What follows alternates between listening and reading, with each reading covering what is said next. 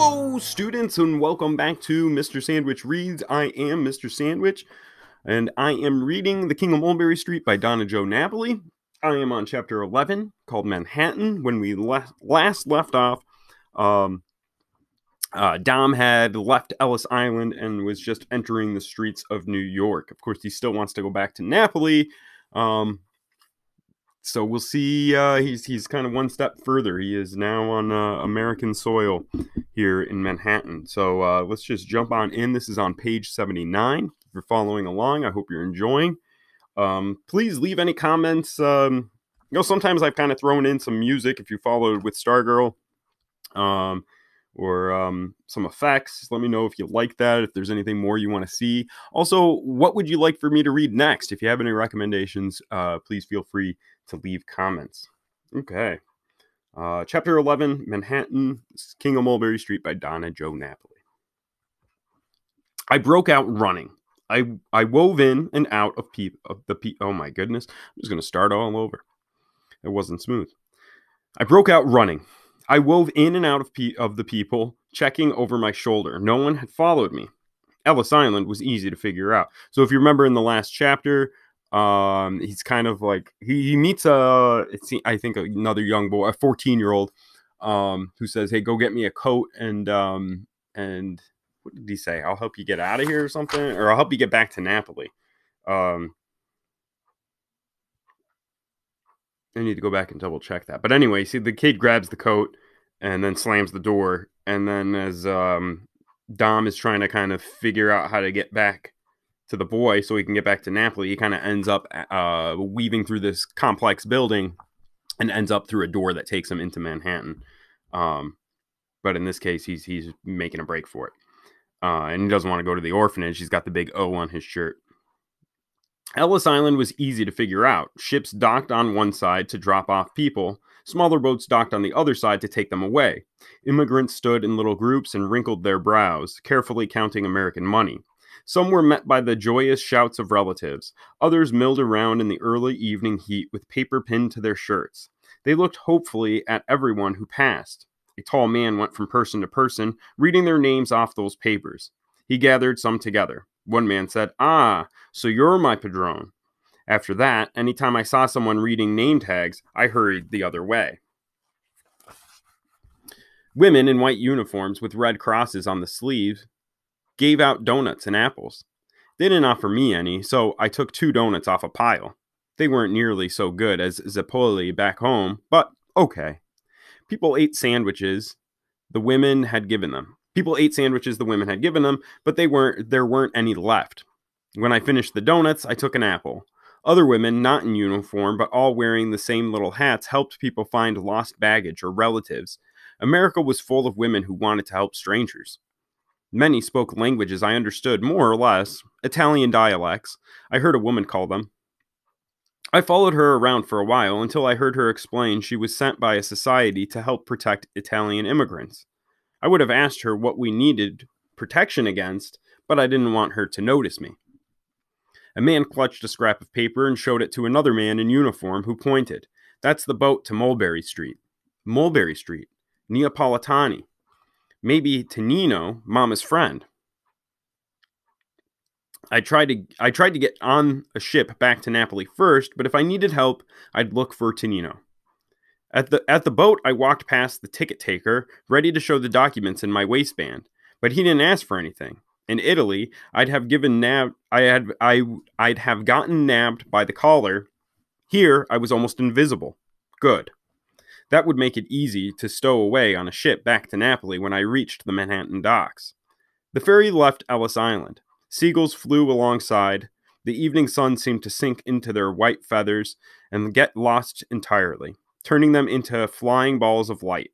It was the strangest thing, but those seagulls made me happy. I remembered my last full day in Napoli, how a seagull had watched what the Scugnesi were doing, how it had probably been waiting for its chance to steal. It felt like years ago. We docked at a pier and got off. The press of people during the... So this is weird to me. This is I'm having a hard time comprehending here because he takes the stairs. I went out and down out onto the street.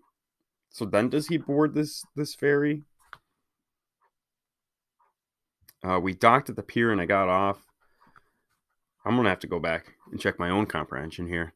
But for your listening comprehension, I'm gonna keep going. We docked at the pier. The press of people during the ferry ride gave way to nothing but a sea breeze at my back. Night was coming, and how I wished I could wrap up in Mama's shawl. But I'd find a ship to hide on. Everything would be okay. Horses pulled wagons, and people pushed carts of all kinds.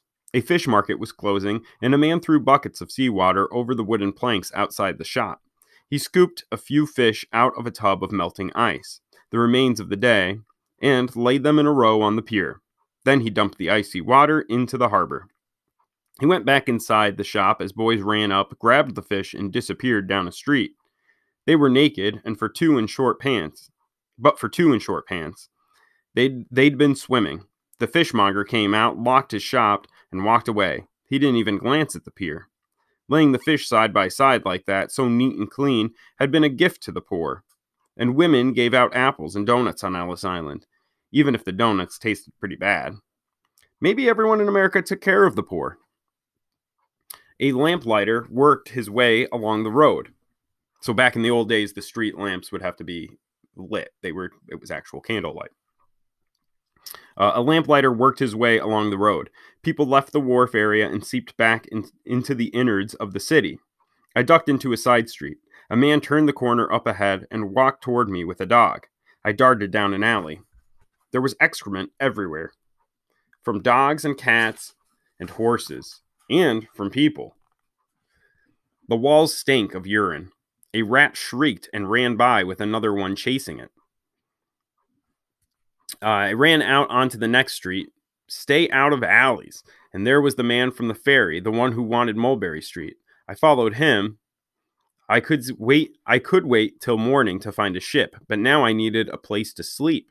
A coach rolled past, pulled by two horses. Men with an air of importance sat tall on its benches, wearing black hats.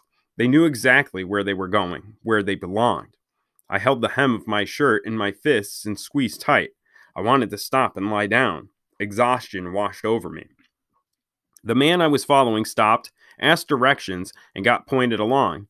Cafe tables and chairs cluttered the sidewalks, where people ate and talked under round lanterns. Spicy aromas circled them. A woman passed with a cloth sack over her shoulder and a pig at her heels. She stooped to pick up a bottle and slide it onto the sack as the pig trotted to a garbage can. Together they sorted through the stinking waste. I hurried to keep within sight of the man. He turned right, went a few blocks, then turned left. He knocked on a door, and people rushed out to surround him. A smell came with them, porcini mushrooms and garlic and rosemary and tomatoes. They all talked at once. Giorgio was supposed to go meet you, but he got the day wrong. Sorry. Now you're here and everything will be good. They rushed him inside. The door closed. The dinner smell faded. I stood there on Mulberry Street. My bottom lip trembled. A rock hit me on the shoulder. I went to grab it and throw it back, but it was a rock-hard dog turd. I almost fell on it. I was surprised. I'm going to read that again. A rock hit me on the shoulder. I went to grab it and throw it back, but it was a rock-hard turd. I almost fell on it. I was so surprised. A boy a few years older than me stood at the opening of the alley. Get out of here! I walked up the sidewalk fast, checking over my shoulder for him. I crossed a street and a man pushing a cart had to swerve around me, cursing. Things fell off his cart. I stooped to help pick them up, but he shouted at me, Thief! A woman yelled, For shame! Think of your mother! Think how humiliated she'd be! I ran to her. Do you know Tonino? Which Tonino? The widower. He left his children in Napoli. Go home, she said over her shoulder as she walked off. It was dark by then, and I wanted to run away. I turned around and went back to the alley where the boy had stood. After all, that boy looked just as alone as me. He was gone. Where are you? I tried not to step in anything putrid. Calling. I crossed the street and went up the next alley. It was slow going because of all the garbage. And it wasn't just garbage. The carcass of a big dog lay on one side. The smell was awful. I remembered the body in the grotto back home and cleansing myself of that stench in the lake on Vesuvio. Nowhere to wash here. Then I saw the boy up ahead. I walked more quickly. So did a man in uniform. He blew a whistle. The boy ran and the policeman ran after him. Nothing was going right. I had no new plans. Me, the boy full of plans. I went back to the alley with the dead dog. I threw pieces of a crushed wooden box onto into a half empty barrel to make a clean layer on top of whatever was inside. Then I climbed in. I looked up to say goodnight to the stars, but I couldn't see any. At home, no stars meant rain was on the way. I checked to make sure the documents were safe in my pocket. Then I recited every one of Nona's charms I could remember, charms to keep evil at bay. That was where I spent my first night in America, grateful for the exhaustion that let me sleep. If there was one lesson I'd learned since I left Mama, it was to sleep. Sleep puts aside cares. Okay. That is chapter 11. Dom is now on Mulberry Street, the title of the book. King of Mulberry Street. Who do you think the King of Mulberry Street is that it's referring to? In this case, he is sleeping in a heap of trash. He's trying to make sure his document stays safe. It's a cloudy night, so in Italy, he knows that on nights you can't see the stars. It's going to rain. So this is a low point. There's been hardships throughout the book so far. But he is alone. He's exhausted. He's grateful for the exhaustion. If my 8th graders have been working on this week, Thanksgiving is coming up as this is being recorded, and they were working on the root word grat, meaning please or thanks, and gratitude or being grateful. He's just grateful to be so exhausted he can sleep in this terrible condition. All right, things are picking up here. Keep following along. I hope you enjoy. Leave comments, like if you like, subscribe if you haven't. All right, I'm Mr. Sandwich. Take care.